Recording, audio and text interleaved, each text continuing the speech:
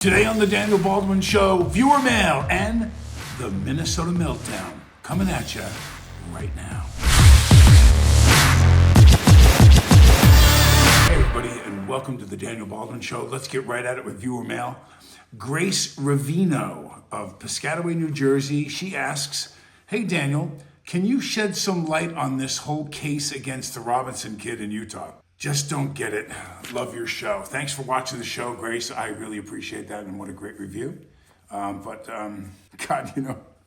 someone leaked to me before I came out and got your viewer mail questions about the Charlie Kirk assassination. And immediately I kind of just buckled up a little bit because, as you can probably tell by watching the show, I'm a bit of a conspiracy theorist. I think what you hear and what you see and what they feed us, what they allow us or try to steer us to know is very different than when you actually watch footage of things or actually try to understand the science. So let's go to the most famous when we're talking about an assassination. We'll talk about Kennedy.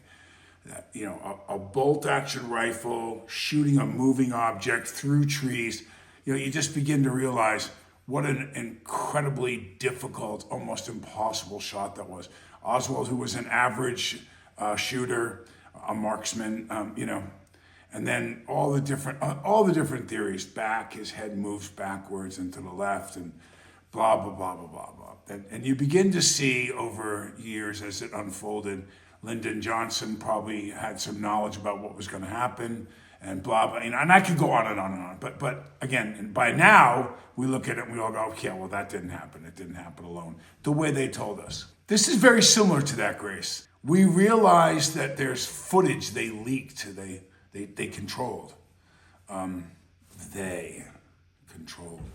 Where they're showing this kid climbing down a roof and doing all the different things that we realize is probably physically impossible for him to have done, carrying a rifle. Where is the rifle? Then he reassembles the rifle and leaves it in the woods a couple hundred yards away to be found, and bullets with etchings on them. I mean, it's almost comical, really, when you think about it, because there's got to be people that are sitting in some kind of a war room going, what else could we do that would just put it over the top, Then there's footage of the kid with his hands in his pockets in a Dairy Queen at or around very, very shortly thereafter the actual shot was fired.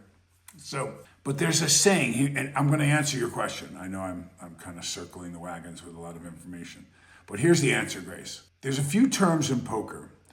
You ante up, you have to put in that initial amount of money before you even see any cards. So everyone's got to ante, which means you're in.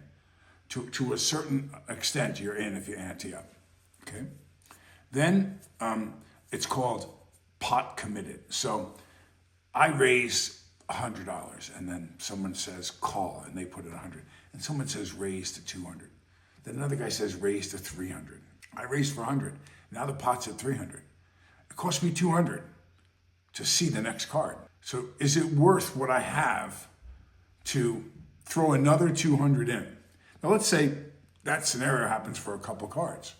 Now you're pot committed. Now you have so much money in the pot that unless someone raises it to some astronomical amount of money that you just can't afford or would knock you out of the tournament or whatever it is, you're pot committed. You've committed enough chips to the pot to go ahead and pay and see, because if there's a chance you're going to win, you have enough chips in there that's worth taking the sting of losing.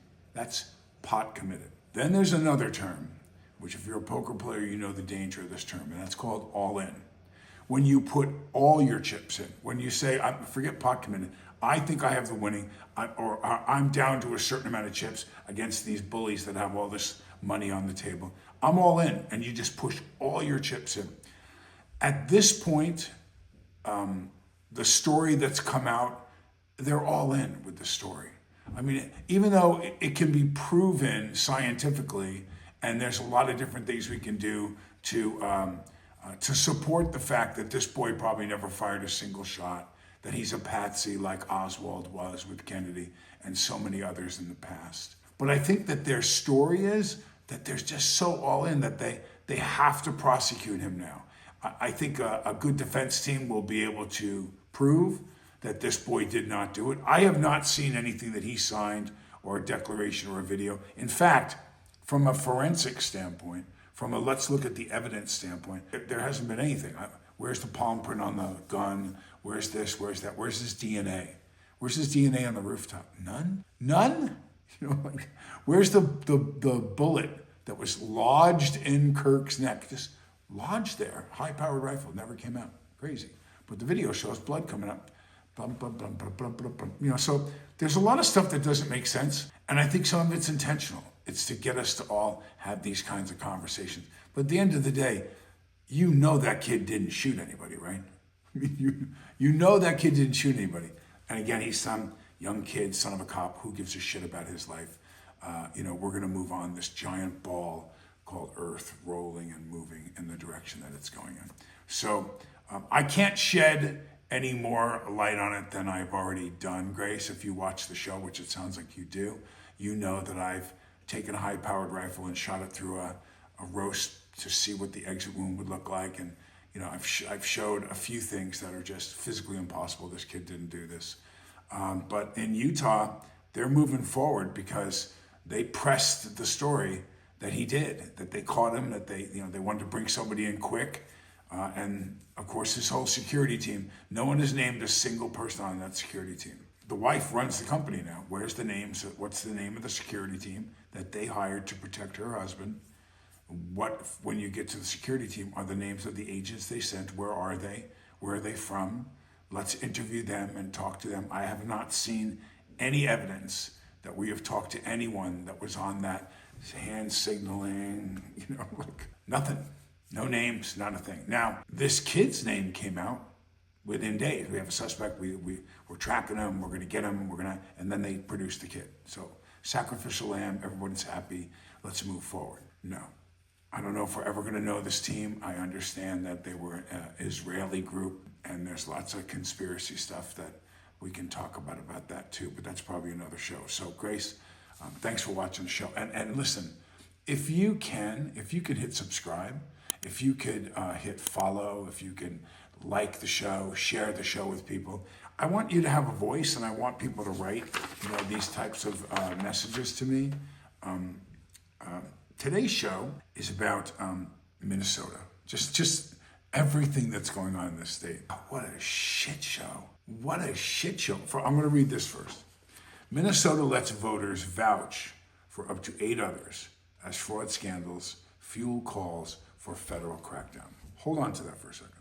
So some YouTube kid goes into a bunch of daycares. They're across the hall from each other, in one building, I think it was. And he's knocking on the door, and these very big Somalian presence in Minneapolis. So these people are collecting millions, it was millions of dollars, and they're supposed to have 103 daycare kids in there, and there was no kids in the whole place in the middle of the day, none. Went to the one across the hallway, they're pushing the door to close the kid out. He's got a camera with an assistant or somebody with him, and he exposes this thing, and it's blowing up now, 100 million views, and the state and the city and the people and the blah, blah, blah, blah, blah, blah, blah. They're going nuts. So we know that under Governor Walz, there's been some very, very terrible improprieties in the state of Minnesota. The guy was potentially going to be the vice president of the United States. So he's got Minnesota, and Minnesota is in a feeding frenzy right now. They want to know, where is this money? We're talking about B, not M, not millions. We're talking about billions of dollars misappropriated in the state of Minnesota under Governor Walz's tutelage. So you can't write this shit. You know, some of the times I come on and people write things to me about, you're full of shit and you don't understand and you're not paying attention and show me where you got that information from. Show me someone who signed off on, show me. You can't write this one. The federal government is investigating a potential social services aid fraud scheme in which hundreds of millions of dollars intended for federally funded nutrition program was allegedly used instead for lavish purchases. Nearly 90 people have been convicted, a majority of them whom are Somali Americans. Federal sources confirmed to News Nation 2 defendants have already been sentenced, with one facing 28 years in prison and another owing $48 million in restitution. So this isn't the town board guy who figured out a way doing the books to pay himself $5,000 a month or something that, he's got a nice lawn, a nicer car than he should or whatever the hell. This is hundreds of millions of dollars. And this kid who, now this is on the nutrition side, this is a second scandal. So somebody, I promise you, now again, remember of the things that I tell you and I predict to you and some of them I have to be a little careful with what I say because then I'm going to be asked how I know that. And I can't divulge as a news outlet in a way, this is kind of a news section of the program. I can't divulge my sources, but I'm going to tell you something. If you think that this is just some group of Somalian smart but not so smart people that have stolen this money, you are out of your fucking mind.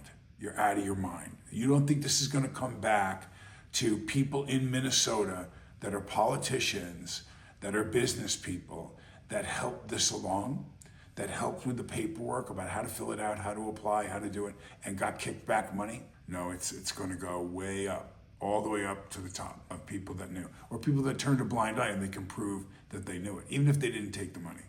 They didn't take the money. They allowed it to happen because of political grandstanding and political positioning, really more than anything. So that's coming.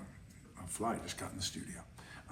So I know that for a fact. I mean, I know this is about to happen. So stay tuned. It's going to get a lot worse. Big names of people in politics and business in Minnesota. Heads are going to fall. So that's the scandal of what's happening financially. But this piece, I'm going to get this fly while we're on the show. Ready? See? He's coming in. Oh, I just heard him by my ear. Exciting times, huh? Death on the show. Remember the headline that I read? Because you can't write this. Like this is out of an episode of South Park. Minnesota lets voters vouch for up to 8 others as fraud scandals fuel calls for federal crackdown. This is what that means. Fresh attention is being drawn to a Minnesota election policy that allows a registered voter to vouch for up to 8 people seeking the same day registration. I didn't misread that. The scrutiny comes as the Walz administration confronts hundreds of millions of dollars lost to social services fraud tied to the state's Somali immigrant community. Switch pages. So you can go when you're about to vote. The registered voter must go with a person or people to the polling place and sign an oath verifying their address according to an official fact sheet from the Office of the Minnesota Secretary of State. A registered voter can vouch for up to 8 voters. You cannot vouch for others if someone vouched for you, the department said on the fact sheet. So in Minnesota, you're a registered voter. You can walk in and say, hey, Iggy, who doesn't have the necessary paperwork, Iggy, I know his whole family from Somalia, and we go way back. We used to trade goats. Yeah, isn't that right, Iggy? Goat. Yes, I do remember your father. He was really wonderful with a goat, this man. He cared. So I can vouch for up to 8 unregistered voters. One person can vouch for 8. And the same day they can register and they can vote. No proving that beyond Iggy's word that this guy actually even lives in the United States, that he hasn't voted under another name because you're vouching for him.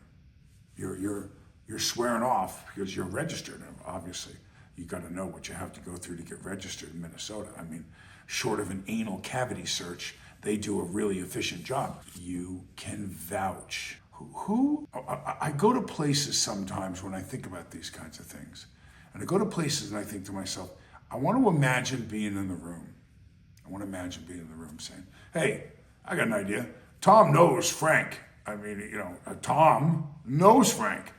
I'll let Tom vouch for Frank and he can have the keys to the bank, or he can have the right to vote, or he can use your car, or he can, like, what the fuck are you talking about? You can vouch for up to 8 people. Do you have any idea how few people it would take in a close election to vouch for 8 more to turn the tide of that election? Because this guy's registered and he vouched for you. Do you think he's vouching for people on the opposite side? Do you think he's vouching for people that could change the election against what his interests are? Do you think he's vouching for people that had nothing to do with passing this law? So this, my friends, is a scam. A scam, along with multiple other scams that have come to our attention in Minnesota, that Governor Walz, who, obviously, I think you know I'm a Republican. I never really thought much of him. His very, very over-the-top woke policies, how he feels about transgender children and them making decisions about having surgeries on their bodies, and just a lot of stuff that I have a problem with tampons and boys' bathrooms.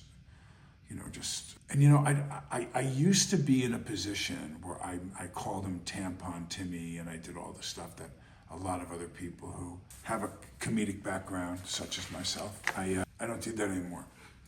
I'll tell you why I don't do it anymore. I don't do it anymore because it scares me. It does. It literally frightens me.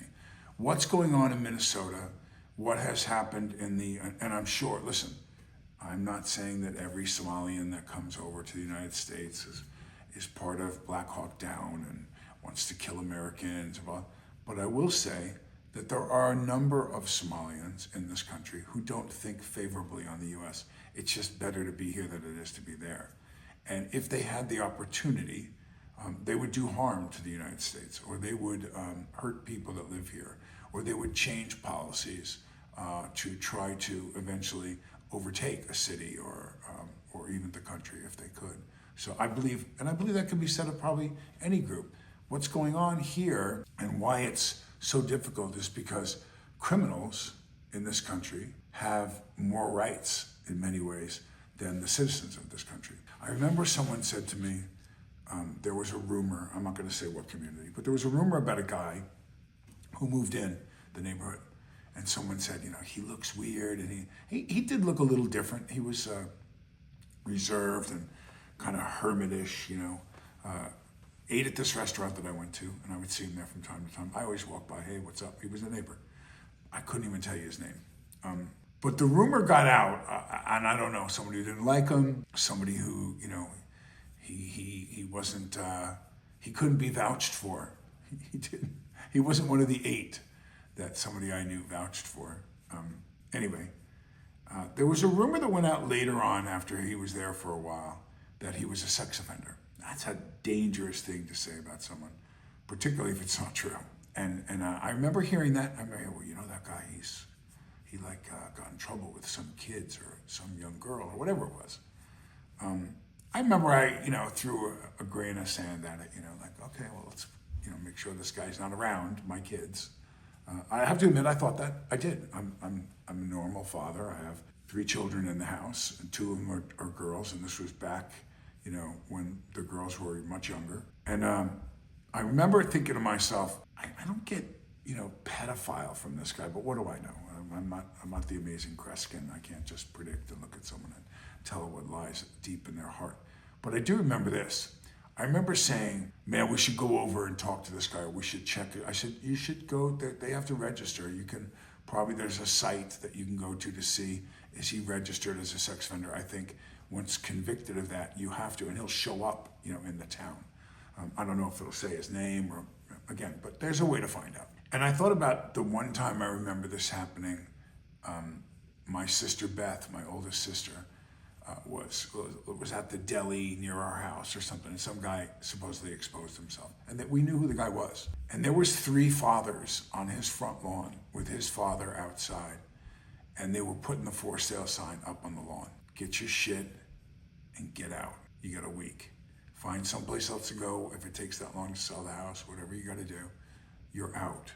There was no police protection for that guy. There was no lawyers. There wasn't going to be a vote. No one was going to vouch for anybody. You were out. Get your shit and get out. I do. I'm sorry. I believe that there should be legal stuff, and I believe that there's some advantages that criminals have that they just shouldn't have. They shouldn't have. If there's videotape evidence of you doing something that you can see clearly that it's the person, that's it. They're done. Why? I know I don't believe everyone's entitled to a trial. I don't care whether you're white, Chinese, black, who you are, what you are, how much money you have. If there's videotape evidence, lock them up. That's it. Lock them up. These Somalian people in Minnesota that you walk with the YouTuber to the door of the place and the woman's got the thing over her face and she's holding the door to not let them in. And he said, where are the children that you're charging the state and the city for? Millions and millions of dollars. This one facility was 1 point something million, $1.5 million, let's call it. And there was no kids in there at all. A bunch of Somalian women, all probably counting the vouchers, doing the paperwork necessary to send it into Minneapolis and get the checks for next month. It was quite apparent. So, here's my question. Why after seeing, now remember something, if they showed a woman being raped inside those windows and the video caught it, the guy in the video would have been in jail that day. Here's the video of this crime being committed. Here's the video of the gun going off. Here's the video of the theft taking place with the surveillance camera in the store. So when you have that kind of blatant, ridiculous evidence, why wasn't that place raided the next day and temporarily shut down under suspicion due to the videotape evidence from this YouTube guy? Because we're so afraid now to act. We're so afraid that you're going to get sued for some, racially biased or international squabble clause or whatever the hell it is. These people are running a scam. It was exposed. You can see their reactions to it. How a judge is not writing something immediately that shuts them down temporarily, let them prove themselves. Show us some paperwork, which shouldn't be very hard.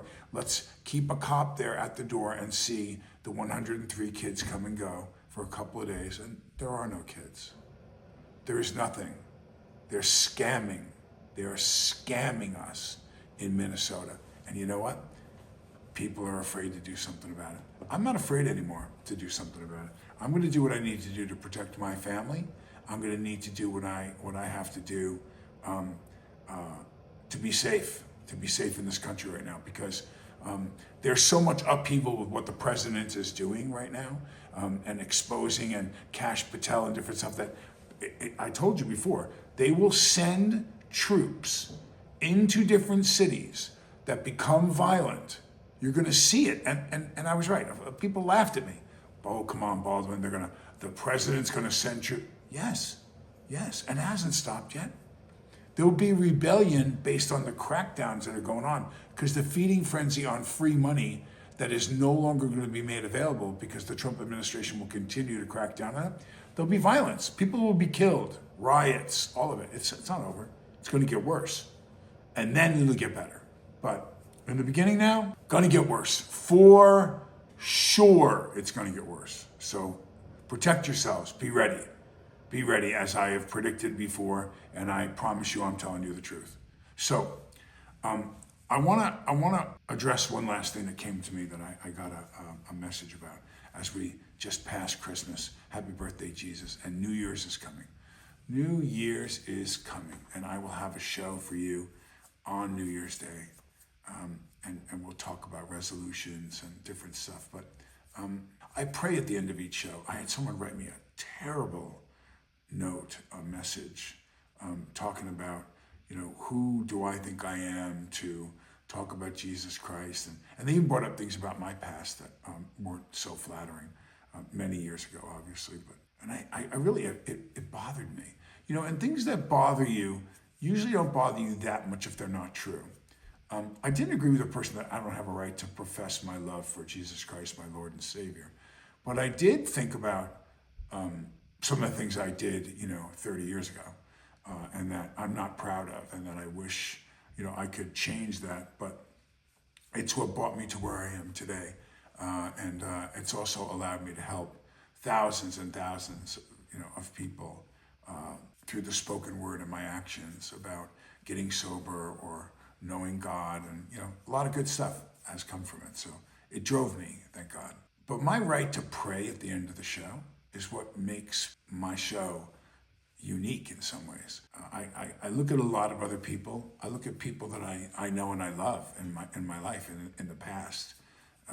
People that are in my own family that were so high on God for such a long time. They still continue to talk about God, but no, the message seems to be more about Hollywood and games that are played verbally. I don't understand it. I pray for them too. I do. I pray for them as they continue to talk about the Lord. Because anytime that someone's talking about Jesus Christ is a victory for me. That's a good thing. So, but Hollywood, boy, not everybody, but there's it's a tough town to be aligned with Jesus and be a part of. It really is. Anyway, thank you so much. The year is ending, and I just want to say thank you so much for your support. Thank you so much for believing in God and believing in our show. And our community is tight. It's a tight community, and it's expanding. It's getting bigger. So, Heavenly Father, happy birthday. Praise Jesus Christ, the Lord, the Savior, the One. We ask you, God, particularly today in Minnesota, where it just seems so chaotic right now. Perhaps your healing hand and your guidance in Minnesota for Minnesotans. I have friends that do business there that I love, and they work so hard to be successful. To see all this money and all this crime and corruption and misdealings that are going on there right now. Expose them all, Lord. Expose them all. Bring them to light. And let them heal and let them grow and let them love you in Minnesota. Amen. So that's the show for today. I have one last point that I want to make. I was sitting with my wife. We were talking about some different issues. And I said, one of the things that bothers me when I come out, I put some material down. I do some research.